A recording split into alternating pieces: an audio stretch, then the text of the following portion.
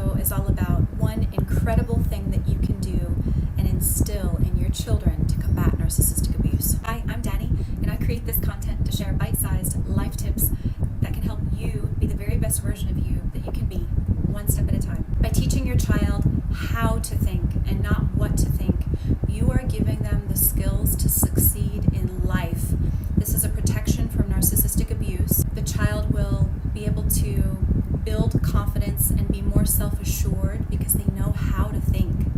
So one example of gaslighting that occurs with children of narcissistic parents could be the denial of the child's reality. So for example, the child says, I have to go to the bathroom, or I'm hungry, and it's genuine.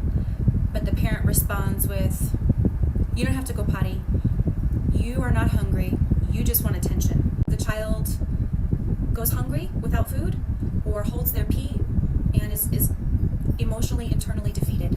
The parent is insisting the child is neither of those things. That can be very upsetting and confusing and disempowering for a child who is stating their needs. This is why it's so incredibly important, if you're on the other side of it, to teach your child or children how to think, not what to think. Another quick example for a teenager, the teen wants some help with their homework and asks for help, and in that moment, the parent looks at the problem and starts to do the problem for the teenager rather than show and empower the teenager to get to the end. So the teenager's watching the parent do the problem for them, helpless, disempowered, doesn't really understand what's going on. And in that moment, they've lost the opportunity to think for themselves. I give these two very simple examples to show how tiny and innocent a seed of abuse can start that can lead to pure codependency.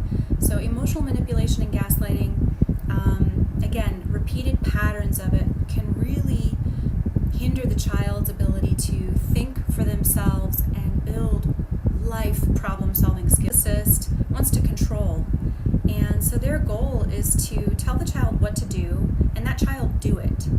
One of the best ways you can combat that is by being a role model parent and very gently encouraging curiosity, encouraging the child to think for themselves.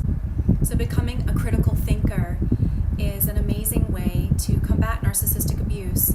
And the nice thing about this little dicho or tip is that you can encourage this so easily at home. Ask them questions, see what they know before you give them an answer. Explore different perspectives, even ones you don't agree with, and teach them how to evaluate information.